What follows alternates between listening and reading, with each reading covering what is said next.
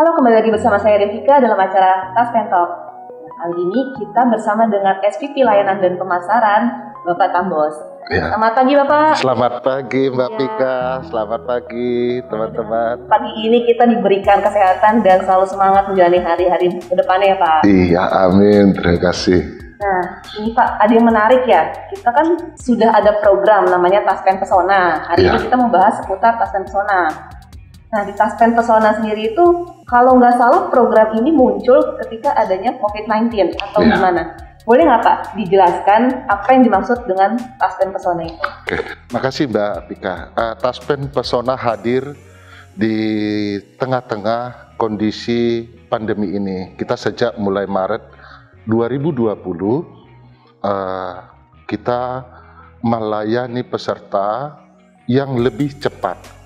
Dan juga tidak perlu datang ke kantor-kantor Taspen. Sebelum saya menjawab itu, perlu saya informasikan kepada kita semua bahwa Taspen saat ini melayani peserta, pegawai aktif atau pegawai negeri aktif bersama pejabat negara itu ada 4,1 juta. Sedangkan penerima pensiun yang kita layani saat ini itu ada 2,8 juta. Tentu ini menjadi tanggung jawab yang besar bagi Taspen untuk memastikan pelayanan kepada peserta Taspen. Kaitan ke Taspen Pesona yang kita bangun dalam hal pelayanan kondisi pandemi ini perlu kita lakukan.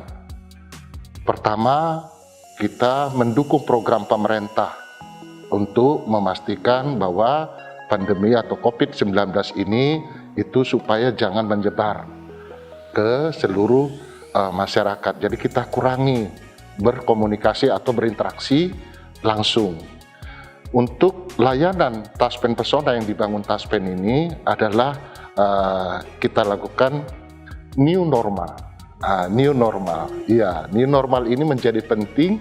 Yang tadinya biasa-biasa saja, misalnya datang ke Taspen, dilayani Taspen tidak sampai 1 jam, lalu dibayarkan, pulang gitu. Sekarang tidak, cukup dari rumah dengan smartphone atau handphonenya mengirimkan dokumen. Misalnya seseorang mau pensiun di bulan Maret, dari sekarang sudah dikirimkan. Misalnya SK pensiun itu sudah ada di Taspen. Yang perlu dikirim dari melalui smartphone-nya itu cukup nomor rekening plus KTP. Permohonannya itu sudah ada di Taspen. Nanti kita tinggal cek benar nggak nama si pemohon ini ada dengan sesuai database kita. Begitu kita selesai proses 1 jam, paling lambat 1 hari atau besoknya itu uang sudah masuk ke rekeningnya. Iya. Kalau digital itu ya Pak ya? Iya. Inilah yang kita lakukan di dalam pelayanan kita yang kita sebut dengan Taspen Pesona. Dan ini efektif, Mbak. Iya. Gimana tuh Pak? Efektifnya peserta tidak sampai 5% yang datang ke Taspen. Bahkan kantor kita tuh kosong semua. Iya. Tetapi kosong karena tamu tidak ada ya. Tapi karyawan juga kebijakan di perusahaan kita ini itu maksimal 25% yang work from office, ya sisanya tuh work from home. Tergantung kebijakan PSBB juga lah. Betul. Ini menjadi bagian dari layanan kita yang tetap mempedomani prinsip-prinsip kesehatan yang sesuai protokol COVID tadi. Teman-teman kita dari rumah bisa bekerja untuk melayani peserta untuk menghitung klaim, memverifikasi dokumen baik digital, kita lakukan itu. Operasionalnya berjalan dengan baik. Betul. Dan teman-teman mitra bank juga mendukung kita untuk pelayanan pembayaran. Jadi sekali lagi Taspen Pesona ini hadir di tengah-tengah kondisi pandemi ini, itu yang disebut dengan program pemerintah new normal tadi, kita sudah lakukan itu. Singkatannya ini ya Pak, tanggap Anda selamatkan pensiunan dengan pelayanan bebas corona. Betul, iya, betul. Berarti tadi kan sudah sempat disinggung ya Pak, latar belakang adanya Taspen Pesona itu karena ya adanya keadaan darurat lah, jadi kita mempersiapkan program ini ya. Iya.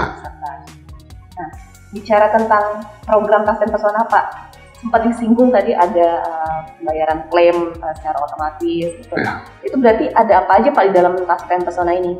Oke. Terdiri dari apa saja Pak? Oke, layanan Taspen Pesona ada 2, klaim dan non klaim. Saya dari khususnya klaim ya Pak tadi. Iya. Kalau klaim itu tentu ada yang kaitan ke hak-hak peserta. Saya sebut saja dulu misalnya pensiun pertama. Pensiun pertama ini tidak perlu seseorang datang ke Taspen. Ya, itu tadi cukup seseorang si penerima pensiun atau calon penerima pensiun tadi mengirimkan nomor rekening sama KTP yang ada. Karena secara sistem kita sudah memastikan bahwa si A ini akan pensiun di bulan Maret misalnya. Ada berapa orang? Misalnya ada 800 orang. Itu kita proses di bulan Februari saat ini. Ya, tanggal 1 hak tabungan hari tua maupun pensiun yang bersangkutan itu sudah dipastikan ada di rekening yang bersangkutan. Itu yang kita sebut klaim otomatis. Jadi tanpa pengajuan kita sudah langsung melakukan pembayaran. Itu dilakukan untuk memastikan hak-hak orang bisa dibayarkan, datanya harus akurat. Ya. Memastikan juga sistem yang kita bangun dalam hal ini untuk pelayanan itu lebih cepat, ya, dan nilai manfaat itu tidak boleh ada kesalahan, ya, tidak boleh kurang, tidak boleh lebih juga. Jadi haknya itu pasti sesuai dengan apa yang telah kita tetapkan atau yang telah diatur dalam hal hak-hak yang bersangkutan. Ini untuk pensiun pertama. Adapun yang pensiun misalnya janda duda, itu juga kita bayarkan pada bulan kelima. Apabila si janda duda misalnya telah menerima uang duka wafat atau juga namanya pensiun terusan. Sambil contoh, ini kalau seseorang meninggal di bulan Februari, maka hak yang diterima ahli waris ada 2. Kalau pegawai negeri yang meninggal ya, atau pensiunan pegawai negeri, pertama uang duka wafat plus asuransi kematian. Kedua adalah pensiun terusan. Pensiun terusan itu 4 bulan berturut-turut diterima sebesar penghasilan almarhum. Kalau almarhum meninggal bulan Februari, maka Maret, April, Mei, Juni si janda dudanya menerima sebesar hak yang bersangkutan atau si pensiunan yang telah meninggal. Pada bulan Juli, otomatis kita membayarkan pensiun jandanya. Berarti berapa bulan tuh Pak? 4 bulan, pada bulan kelima. Iya, bulan kelima kita membayarkan pensiun janda dudanya. Kenapa otomatis? Karena kita sudah membayarkan uang dukanya plus asuransi kematian dan terusannya. Jadi kita di dalam sistem kita itu sudah terlihat. Jadi pada bulan kelima ada berapa ratus orang yang akan kita bayar pensiun jandanya. Jadi terlihat, terrecord ya Pak ya? Betul. Yang berikutnya untuk non-claim. Non-claim misalnya usulan pada Taspen terhadap ada penambahan anak yang lahir, ada pensiunan, lahir anaknya itu disampaikan ke Taspen. Tidak perlu datang ke Taspen, cukup difotokan akte lahir dan identitas pensiunan, kirim melalui handphone kita atau istilah sekarang pakai lewat WhatsApp, lewat email, itu boleh dikirim. Demikian juga usulan SK janda dan duda. Kalau si pensiunan meninggal, ada perlu diterbitkan SK janda dudanya, maka permohonannya juga diusulkan ke Taspen, cukup melalui email atau melalui WhatsApp dikirim ke Taspen, itu bisa kita proses. Kita ada nomor WhatsApp sendiri ya Pak? Ada untuk di layanan kita ada. Itu nomornya. Iya. Menarik ya Pak, jadi Iya. ternyata Taspen itu sudah memberikan fasilitas untuk mempermudah para pesertanya ya dengan Taspen Pesona ini. Iya. Nah Pak, tadi kan bicara tentang klaim. Selain itu di Taspen Pesona sendiri juga ada autentikasi ya Pak ya? Iya. Nah, kalau autentikasi yang diterapkan selama pandemi ini COVID-19 seperti apa Pak? Apakah masih sama seperti sebelumnya atau ada new normal yang diterapkan? Oke, bagus pertanyaannya.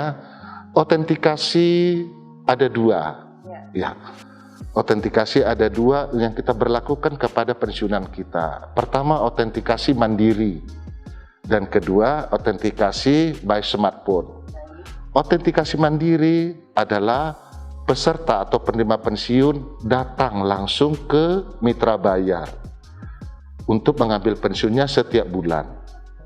Adapun autentikasi by smartphone itu adalah penerima pensiun cukup dari rumah, cukup dilihat di HP dengan voice ya atau dengan sidik jari ya, itu bisa dilakukan oleh si pensiunan untuk memastikan ke mitra bayar bahwa yang bersangkutan telah melakukan namanya autentikasi digital.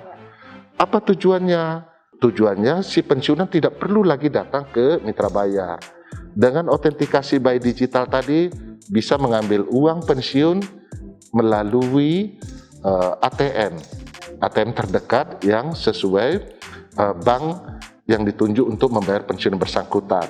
Sebelum dilakukan autentikasi by digital, tahapannya adalah disebut enrollment. Enrollment ini dilakukan ada 3 cara. 1, rekam wajah, kedua, rekam suara, ketiga, rekam sidik jari. 3 tadi alat atau petunjuk rekaman tadi bisa dipilih salah satu untuk memastikan yang bersangkutan adalah sebagai penerima pensiun yang sah atau penerima pensiun yang benar. Setiap bulan dilakukan autentikasi yang bersangkutan atau si pensiunan cukup dari rumah. Ini kami ucapkan terima kasih kepada penerima pensiun saat ini yang sudah mempergunakan autentikasi by smartphone atau by digital itu sudah 85%. Dari penerima pensiun 2,8 juta. Ini menunjukkan bahwa penerima pensiun kita itu sudah lebih baik, sudah lebih nyaman dalam hal untuk pengambilan pensiun. Tidak perlu lagi berbondong-bondong datang ke mitra bayar. Cukup dari rumah, membuka smartphone-nya melalui aplikasi layanan Taspen, ya. Misalnya tadi rekaman wajah, suara maupun sidik jari tadi. Salah satu boleh dipilih. Apabila sudah bisa direkam, maka yang bersangkutan langsung dapat mengambil uangnya melalui ATM terdekat. Di kondisi pandemi ini sangat-sangat membantu sekali. Jadi Taspen sudah terlebih dahulu melakukan layanan yang tidak perlu bertatap muka, yang tidak perlu berkunjung langsung ke suatu mitra bayar atau ke kantor Taspen. Hal ini membuat kita lebih tenang karena penerima pensiun merasa nyaman menerima pensiun by smartphone tadi yang langsung mengambil melalui ATM. Menarik sekali Pak, dari autentikasi, e-claim yang masuk ke dalam Taspen Pesona itu ternyata sangat membantu para peserta kita ya Pak. Iya. Saya sempat dengar nih Pak istilah ada namanya Taspen Sigap di kita. Oke. Nah, itu bentuknya seperti apa Pak? Apa itu? Oke. Apakah itu? Baik.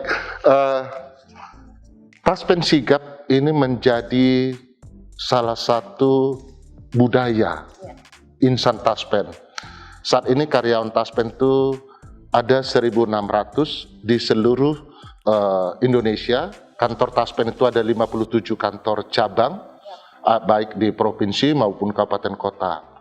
Jadi karyawan 1.600 ini harus mempunyai rasa tanggung jawab, sensitivitas sosial lingkungan. Kenapa kita sebut Taspen Sigap?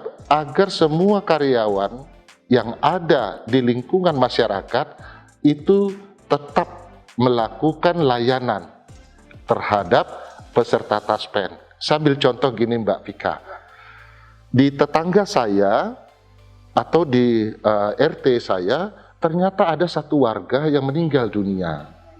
Yang meninggal dunia ini rupanya penerima pensiun. Saya sebagai warga tentu berkunjung ke rumah duka.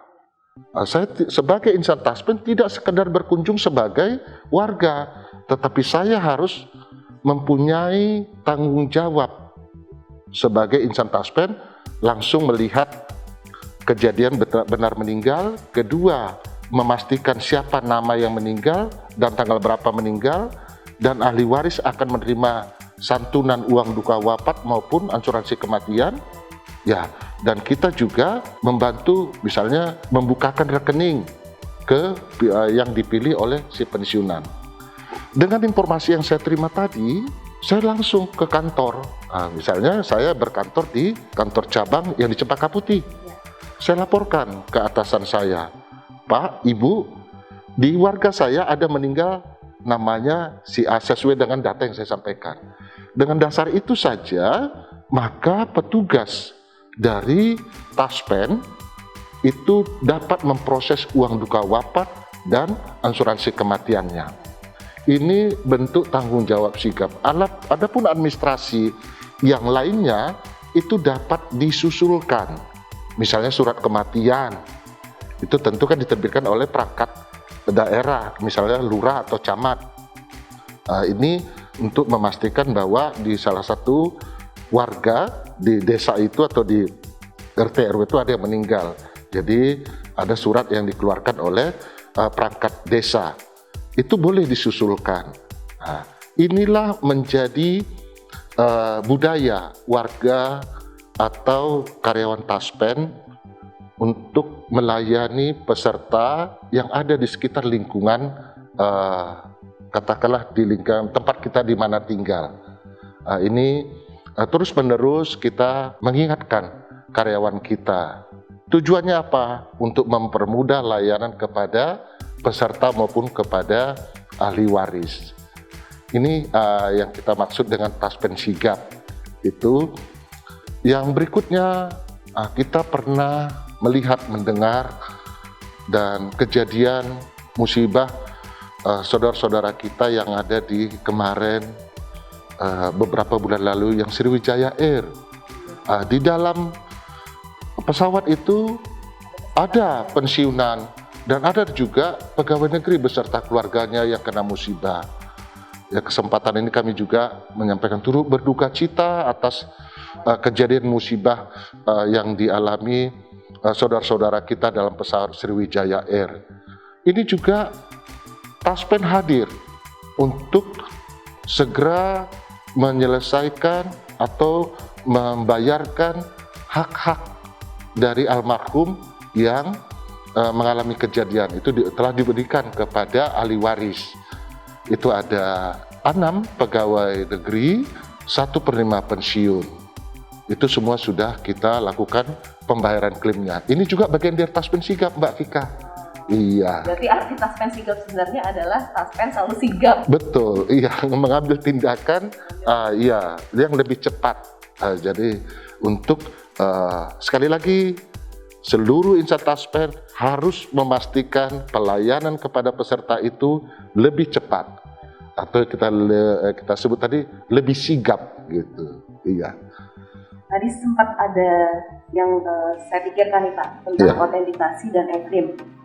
Buat para peserta yang mungkin yang tadi kan 85% yang sudah menggunakan autentikasi ya Pak. Iya. Mungkin sekian persen yang belum, itu gimana sih cara mengunduh aplikasi atau cara mengoperasikannya? Jadi mungkin ada beberapa yang masih belum terinfokan atau butuh tahu lagi gimana caranya, itu seperti apa Pak? Apakah perlu download aplikasi apa dulu? Terus yang e-claim gimana cara akses kita melakukan e-claim tersebut? Apakah ada websitenya? Oke. Untuk memudahkan pelayanan kita by digital tadi, khusus misalnya untuk autentikasi ya, itu bisa diunduh di Play Store. Taspen Mobile nanti ada situ autentikasi ya, autentikasi, maka dilihat nanti ada di situ katakanlah petunjuk teknisnya, tuntunannya, dan itu iya dan mudah. dan mudah dipahami. Itu salah satu cara untuk kita memperkenalkan kemudahan-kemudahan layanan. Yang kedua, kita juga menginformasikan kepada peserta melalui kantor bayar pensiunnya. Iya, dan teman-teman di Mitra Bayar itu wajib menyampaikan kepada pensiunan untuk memudahkan layanan Bapak, Ibu, disarankan untuk melakukan autentikasi by digital agar tidak selalu datang ke Mitra Bayar. Yang kedua, Mbak Pika, terhadap layanan e-claim, itu juga dapat di download atau dilihat di Play Store di Taspen Mobile. Itu bisa. Aplikasi juga ya Pak ya? Iya, ini memudahkan layanan, dan kita juga sudah menginformasikan ke 542 pemerintah daerah, baik provinsi, kota, dan kabupaten.